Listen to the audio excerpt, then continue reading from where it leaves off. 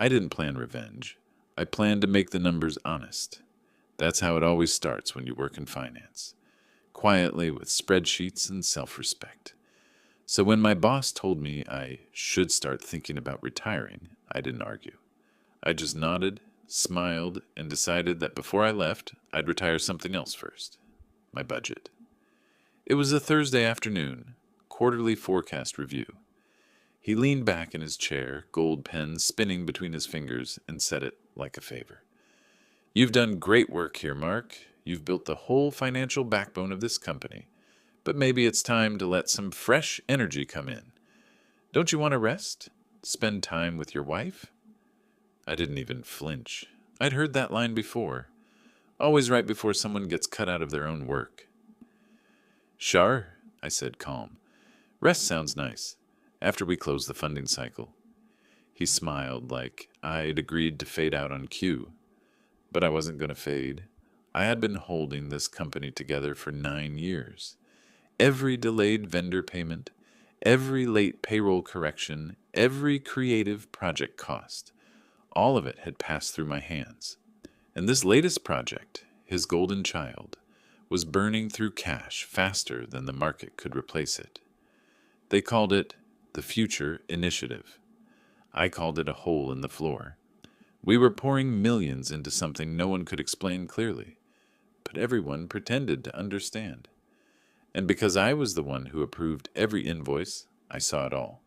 The catering receipts disguised as team development.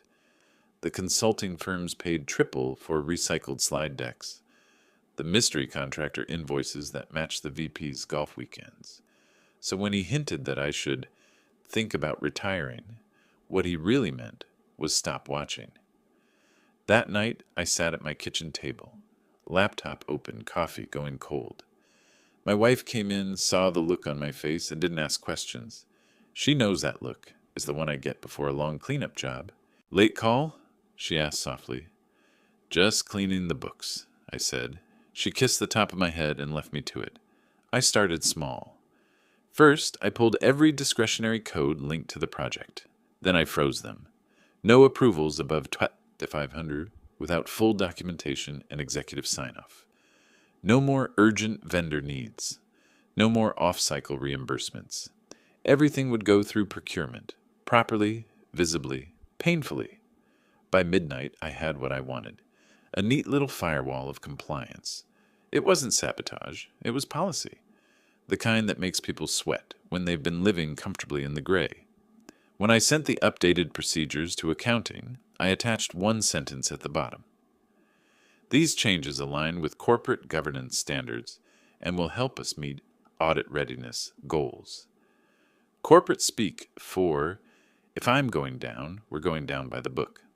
By Friday morning, I was in early. I printed copies, signed them, and dropped one on his desk before the day started. He came in 20 minutes later, latte in hand, reading glasses perched on his head. "Morning, Mark," he said. "What's this?" "Policy update," I answered. "Effective immediately." He flipped through the pages, brow tightening. "Why wasn't this discussed first?" "It's standard procedure before a funding round," I said evenly. "We're exposed. I'm closing the gaps." He tried to smile, but it twitched halfway. "You're tightening the noose on innovation." "I'm tightening the noose on waste," I said. "If innovation can't breathe without receipts, maybe it's not innovation." That landed. He looked at me the way people look at someone who's just broken an unspoken rule. And maybe I had. Because the rule wasn't keep the company safe. It was keep the boss comfortable. The next few days were quiet. Too quiet. I could feel the tension humming through the office like static. Procurement pinged me twice about urgent requests. HR stopped by to check in. One of the younger analysts whispered that the VP had been asking around about my retirement timeline. That was fine. Let him ask. See, people think revenge is an explosion. It's not. It's a process. And mine was simple. Remove the oxygen. Every unauthorized expense, every casual promise of "I'll cover it later," now needed proof. Suddenly, he was trapped inside his own project, choking on paperwork. I watched him flail from my office window. Late meetings, angry calls. A new phrase I'd never heard from him before. "We'll have to delay that deliverable." By Wednesday, he called me in. "Mark, this new policy is creating friction," he said, using his patient CEO voice. "Vendors are complaining. We need to move faster." "Then they'll need to comply faster," I said. "It's a governance refresh. Shouldn't take long." His jaw ticked. "You're making me look bad." I let a pause hang. "No," I said quietly. "I'm making you look accurate." He stared at me for a long time, and for the first time in years, he didn't have a comeback. That night, I left the office at 6 sharp. No late hours, no stress. I stopped for a beer on the way home, watched the sunset hit the glass, and realized something. I wasn't angry anymore. Just done. I didn't know it yet, but that decision, to stop fighting and start documenting, would cost him more than any argument ever could. But that's for later. For now, all you need to know is that the day my boss wished I'd retire, I granted his wish. Just not the way he expected. I retired the budget instead. The first email arrived at 8:03 a.m. Monday.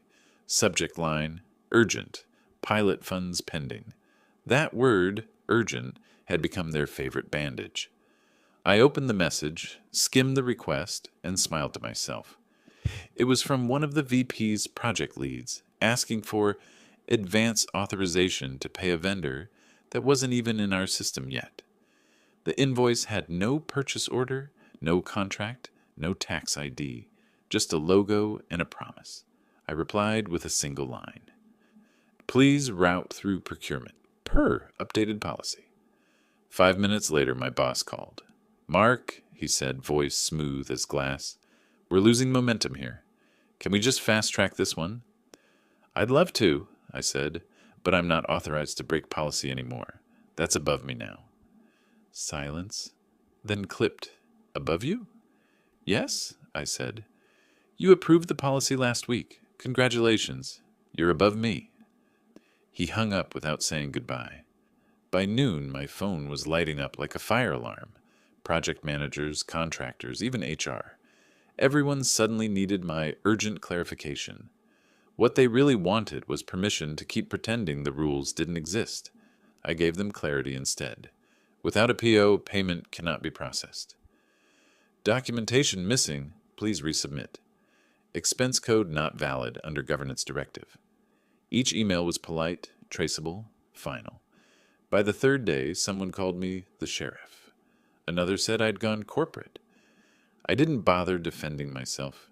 When people start calling compliance a threat, you know you're standing in the right place.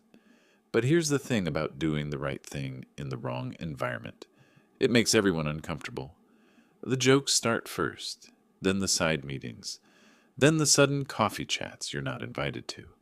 I could feel the distance forming, the subtle exclusion, the "we'll handle it without him" tone. The VP started skipping our regular budget reviews. He told the CFO I was micromanaging cash flow.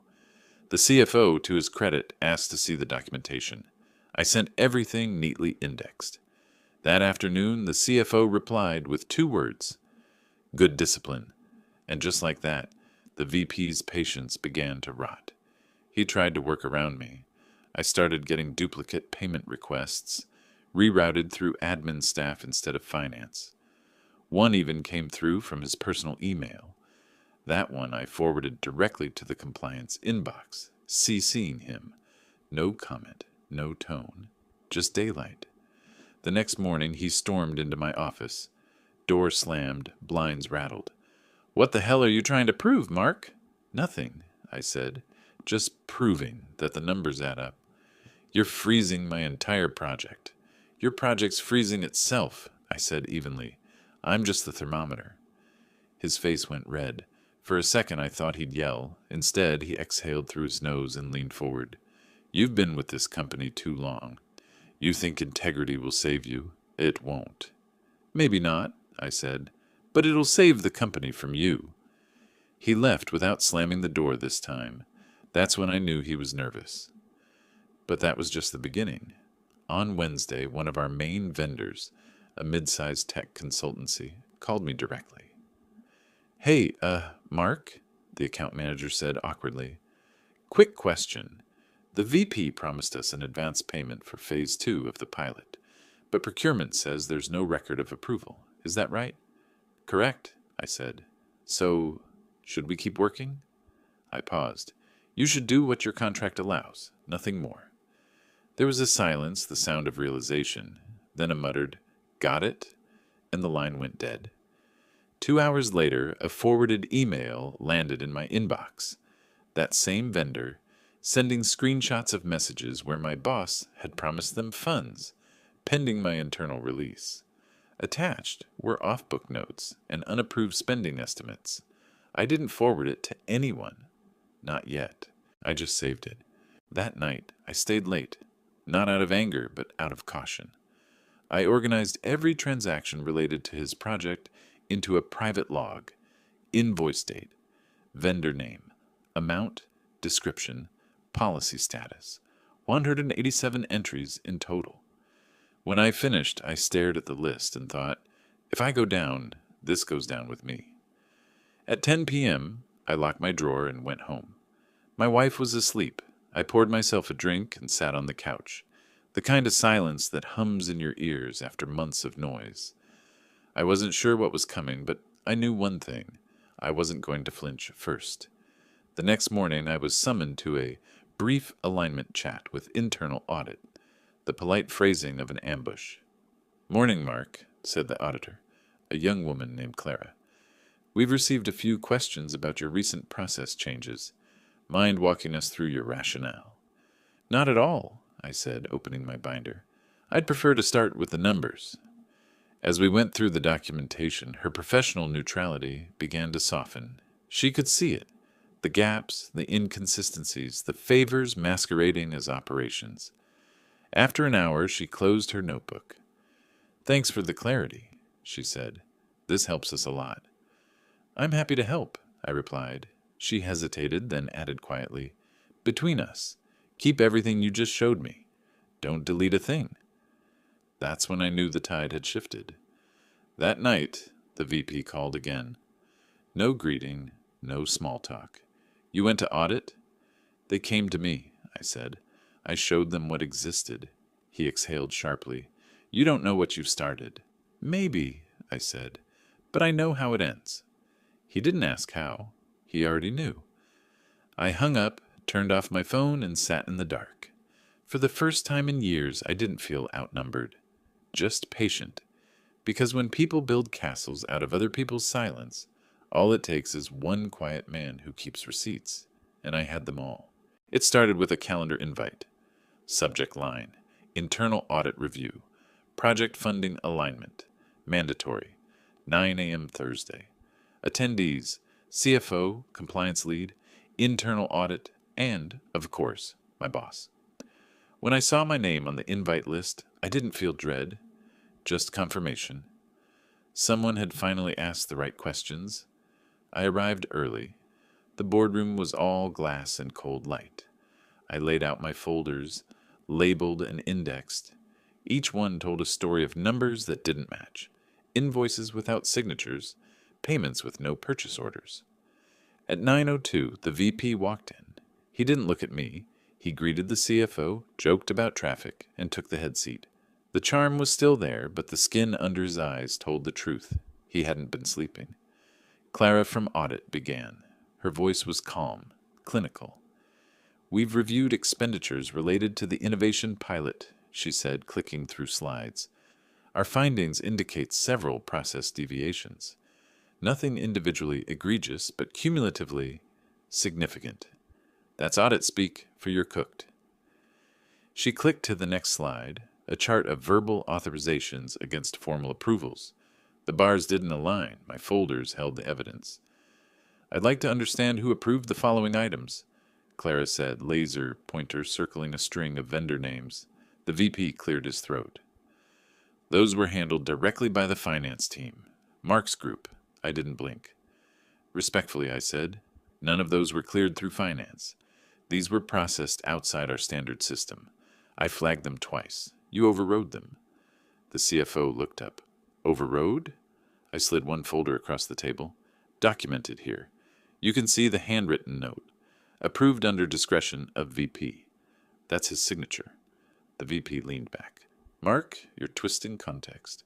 Those were time-sensitive commitments. I opened another folder. Then this one, for an event that cost $78,000. What deadline justified skipping the vendor contract? He didn't answer. Clara did. We found that one too. The room went still. I didn't know it yet, but that decision would cost them everything, because what I'd set in motion wasn't just an audit, it was a chain reaction. Once numbers stop matching, people start looking. Once people start looking, they find more than you intended. By Friday, compliance had expanded the scope. HR got involved. Legal, too. Someone found a string of informal approvals sent from the VP's personal email. Someone else traced corporate card charges to a consultancy that didn't exist anymore. The noise spread fast. Meetings canceled. Whispers in the hallways. The kind of tension that hums before a storm. I kept my head down, stayed polite, answered questions with facts only. No drama, no commentary. Just paper. The following Monday, I walked into the office and saw him pacing outside the glass conference room. 2 men from legal were inside, folders open. He didn't see me, but I saw him, jaw tight, phone pressed to his ear, the look of a man trying to steer a ship that's already underwater. By noon, a memo went out. Effective immediately, all project-related spending is on hold pending review. That's corporate code for the bleeding stops here. He cornered me that afternoon near the elevator. You think this makes you a hero? He hissed. No, I said.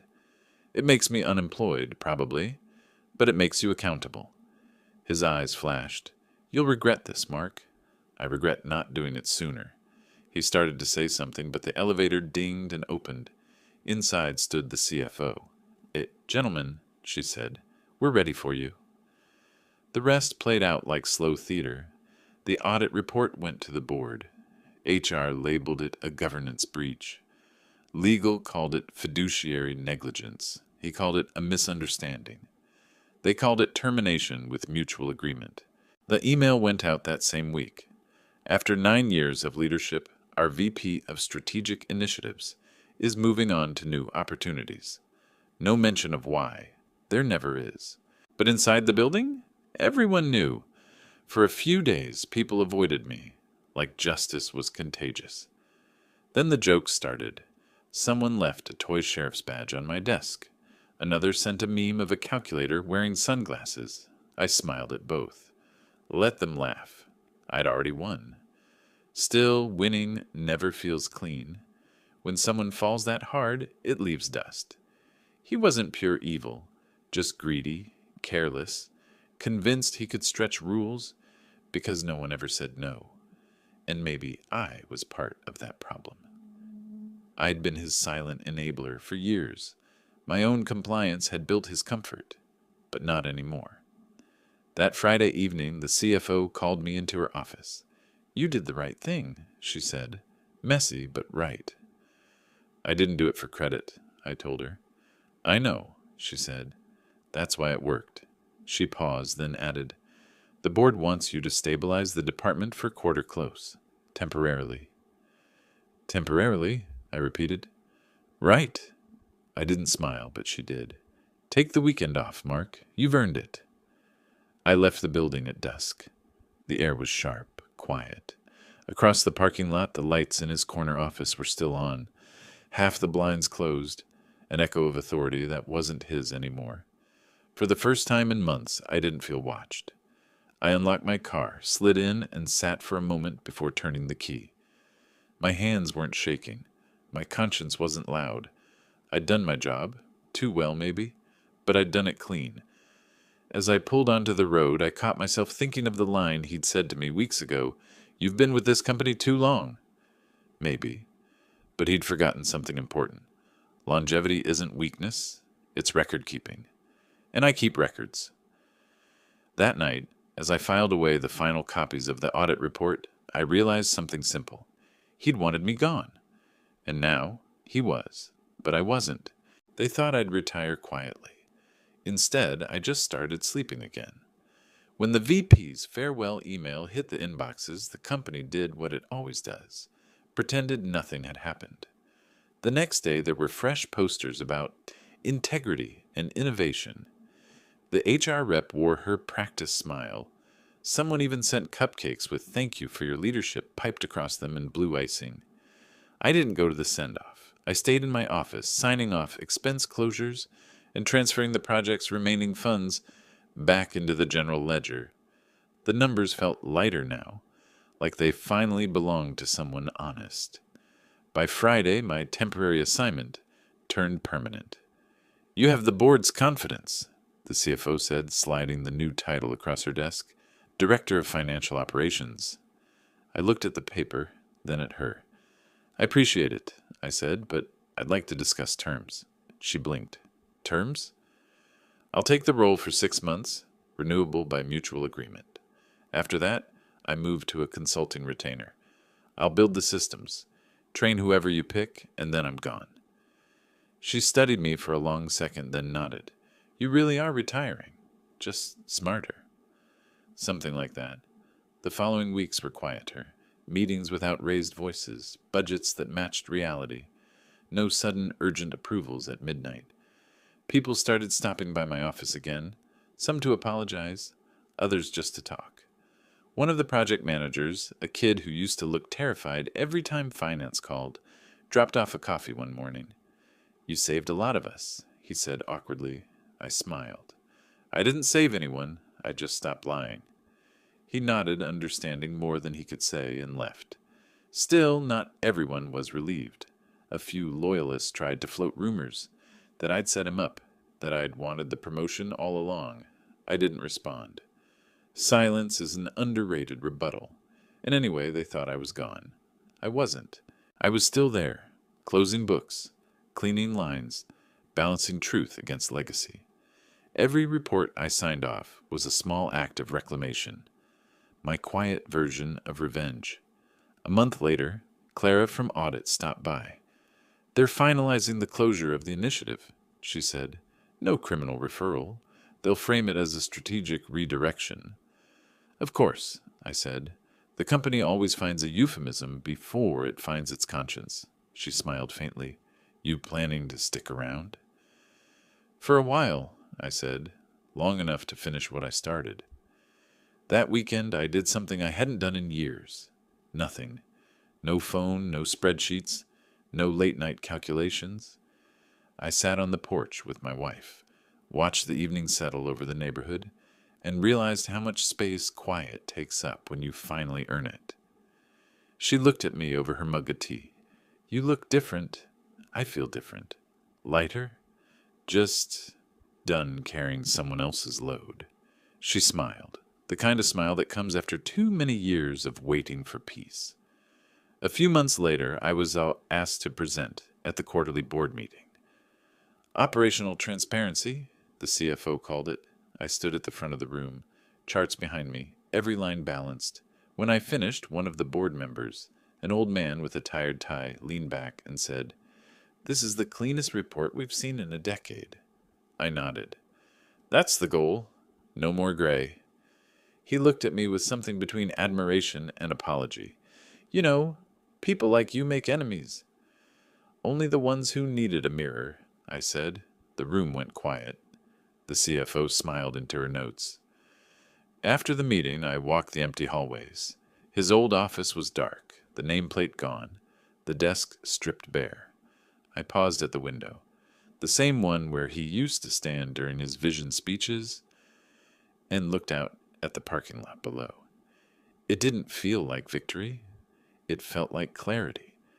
I wasn't the hero of some corporate morality tale. I was just the accountant who finally stopped paying the emotional bills for everyone else's ambition.